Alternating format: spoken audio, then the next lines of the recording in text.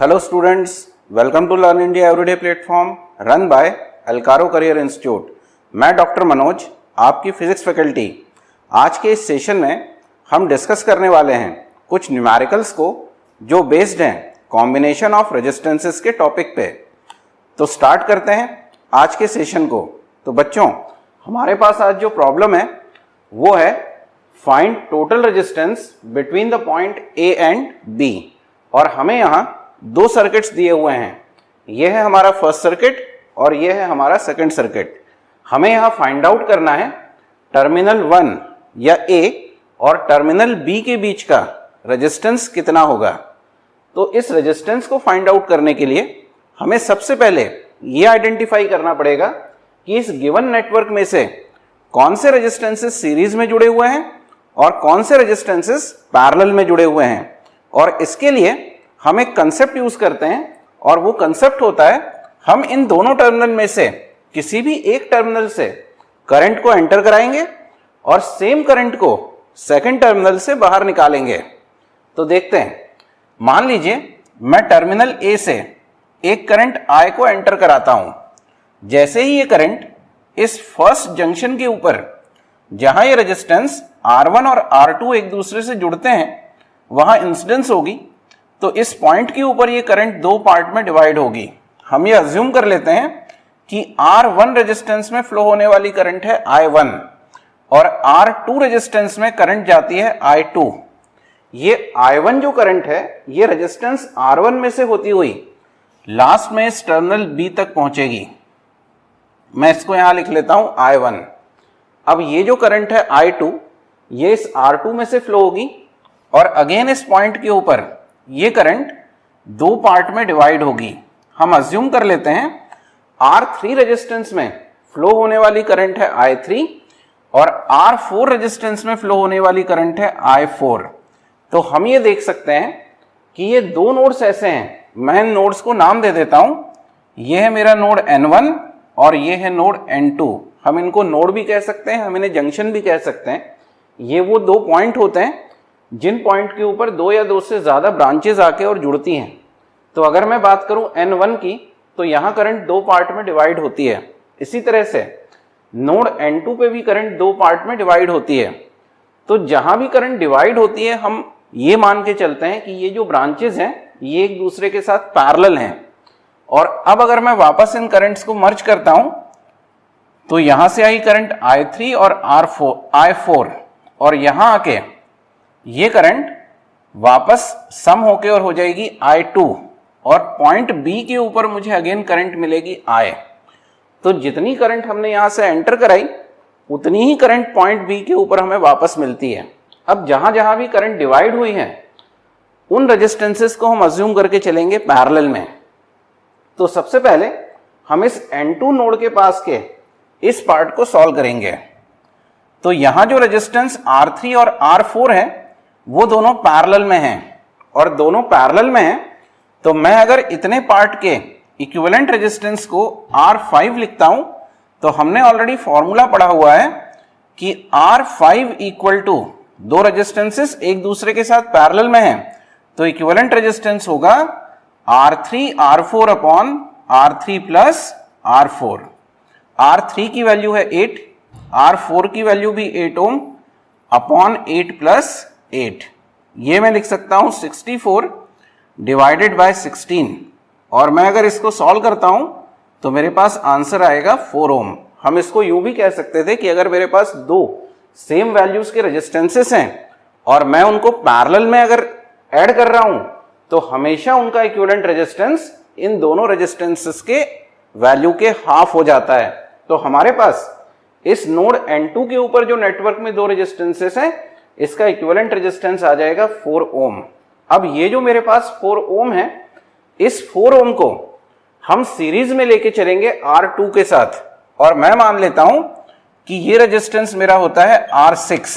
तो R6 equal to हम लिखेंगे R2 प्लस R5।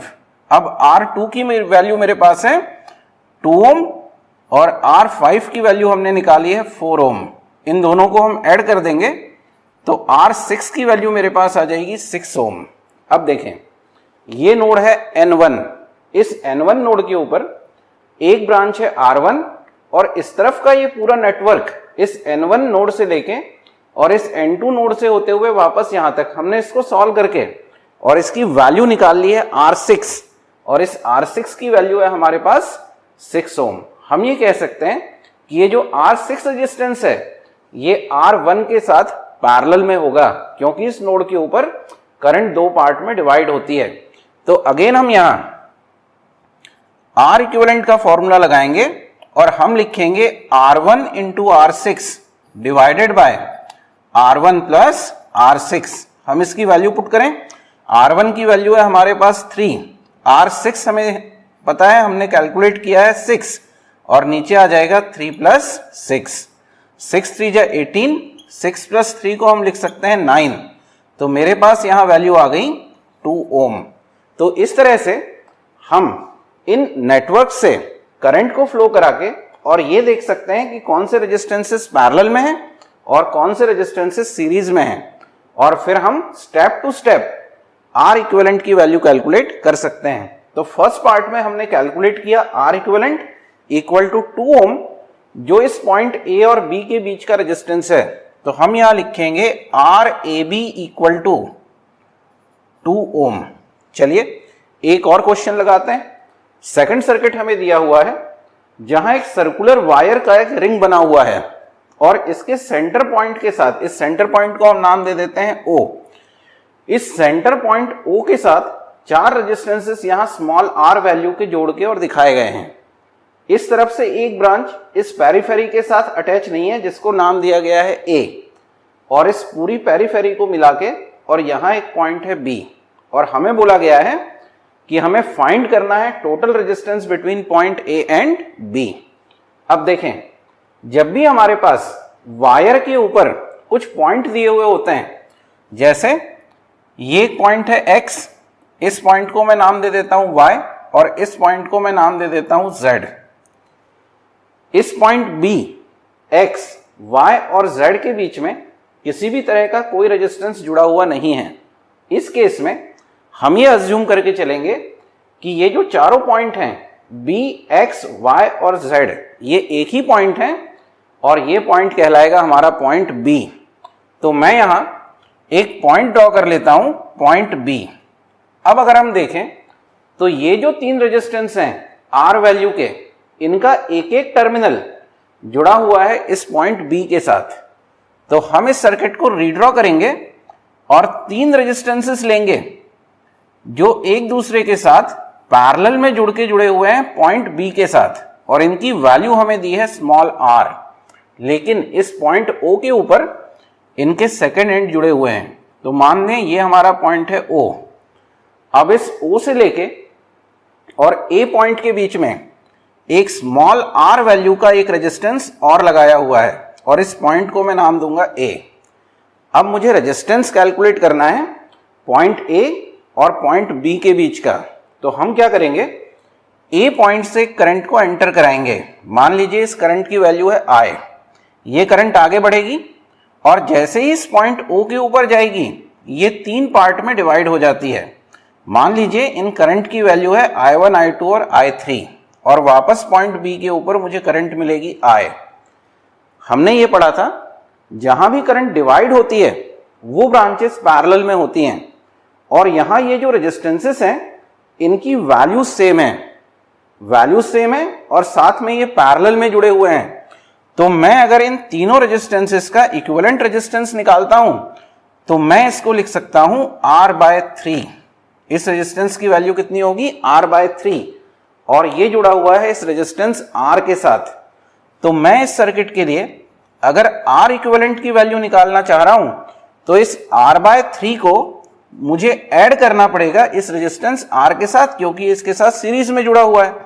एलसीएम आ जाएगा 3 और यहां आ जाएगा R + 3R। तो हम इसको सॉल्व करेंगे तो हमें वैल्यू मिलेगी 4R/3।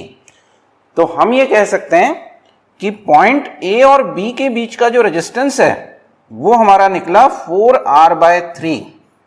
तो हमने आज के इस सेशन में 2 न्यूमेरिकल्स जो बेस्ड थे कॉम्बिनेशन ऑफ रेजिस्टेंसेस के ऊपर उनको सॉल्व किया। उम्मीद करता हूं कि आपको ये कंसेप्ट समझ में आए होंगे। इसी तरह के कुछ और कंसेप्ट लेके हम फिर मिलेंगे। तब तक के लिए नमस्कार।